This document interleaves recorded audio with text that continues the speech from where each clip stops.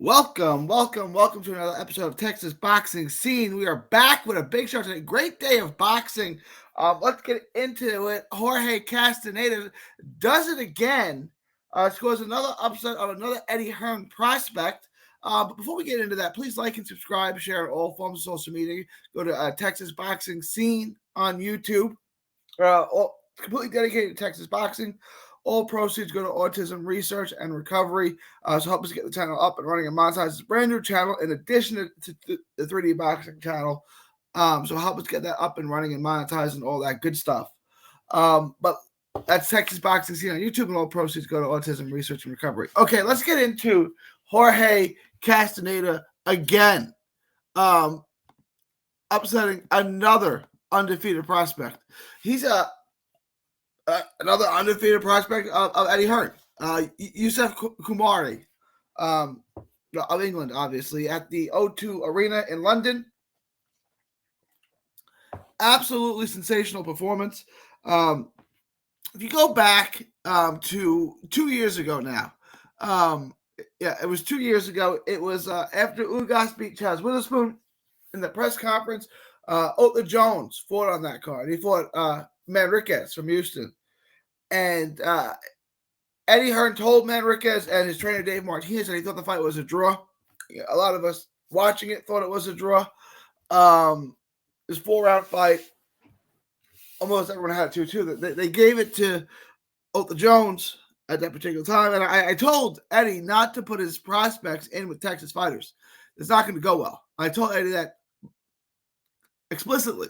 Stop putting your prospects in with Texas fighters. It's not going to work out well. Then Eddie, he knows so well. He puts Otha in with Jorge Castaneda a year later. Jorge beats the snot out of him. Now he puts Khoumari in with Jorge. Same result. Eddie Hearn. I've done told you. I said stop putting your prospect in with Texas fighters.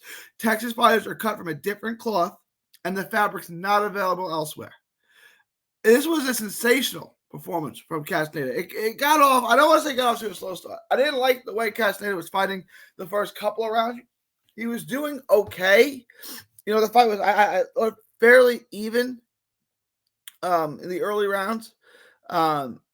He was going backwards too much. He doesn't fight going backwards. Castaneda is a pressure fighter. He can fight in the mid-range. He can fight, but he likes to come forward. He likes to be in the mid-range to exchange. He's got good pop on his punches. He's got good power. He throws nice combinations. He can move his head well to avoid return fire, but he doesn't do it enough. He can do it. He does it well. He can make you miss.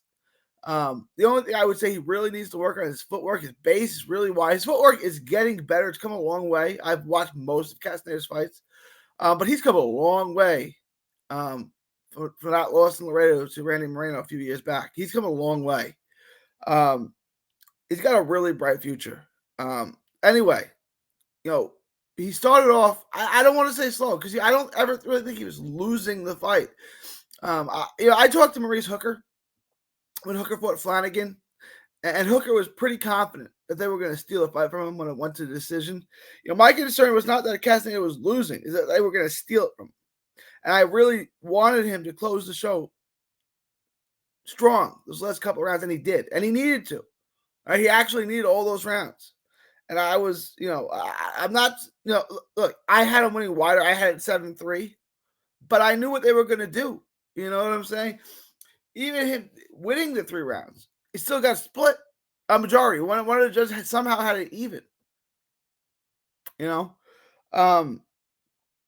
it was masterful. So, once he stopped, going backwards and started coming forward, exchanging, on the inside and pressing Khoumari backwards, he really started to control the fight.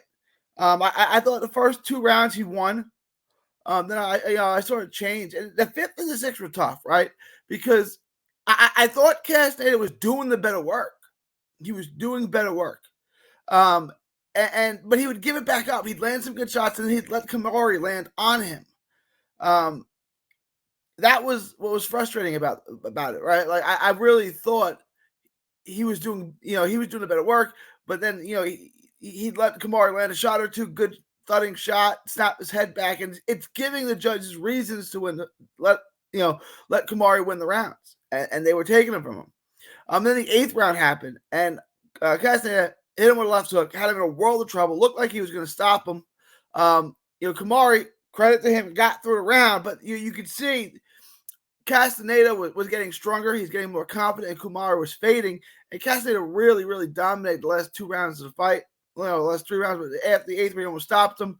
And the 8th could have been a 10-8 round. None of the judges scored it that way. It was that dominant. And then the 9th round and the 10th round was just Castaneda coming forward, pressuring him and hitting him, jabbing him, right hands, and really leaving his mark on him. But full credit to Khoumari, who fought all 10 rounds tough. It was just Jorge Castaneda is a little bit better. And it's going to be interesting to see where Jorge Castaneda goes, because 130 is a pretty solid division. Obviously, you got Shakur Stevenson, Chris Colbert at the top, but you have like a guy like Joe Cordina, who I'd really like to see Castaneda fight. Castaneda is in the mix at 130. He's just 25 years old now, just on to enter his prime, kind of. He's got back-to-back wins. He's going to be in the conversation for, breakthrough fighter of the year, prospect of the year, all that type stuff. But he's in the mix. I'd like to see him take a big step up. You look at some of the names. Like I said, I would like to see him fight Cordina. Outside of that, if he wants to come back, I don't know what Eddie's plans. I don't know. Eddie Hearn's probably going to use him again. Eddie Hearn took him out to England to have him fight here. But like the guy, so I'm guessing Eddie's going to want to use him again. Where that is, I don't know. I would like to see, personally, I'd like to see him fight somebody like Gabe Flores. I'd like to see him fight someone like a Lamont Roach, Albert Bell. There are names in there. Good fighters who I think he can beat. And another name like that propels him to a world title picture, right? He's already on the verge of top 15 guy in the weight class. You got Oshaki Foster. Not too much too soon, maybe. But Oshaki Foster's in the mix, Texas native. You got Xavier Martinez. You got some guys I'd like to see, and I think Castaneda fits in there nicely. I'd like to see him fight Gabe Flores. I'd like to see him fight Lamont Roach or Albert Bell. If not Cordina. If they don't bring him back to England to fight again, if Eddie Hearn doesn't bring him back there to fight Cordina, which I think he might, which I think is a great fight, I'd like to see him fight one of those 3 American names. But really sensational victory. Again, Jorge Castaneda does it. Really a prospect who's come a long way since the Randy Moreno loss back a couple of years ago in his hometown of Laredo. He's vastly improved. His power is good. His shot selection as well. He's accurate with his shots. A lot to like about Jorge Castaneda. Laredo, Texas boxing scene is alive and well. You have him. You have Jaime Hasso, Nick Molina, Josh Juarez. You got a bunch of good fighters right now in Laredo, Texas. But guys, please like and subscribe. Share this. YouTube, Texas Boxing Machine on YouTube. All proceeds go to Autism Research and Recovery. From Texas to the world, thank you and God bless.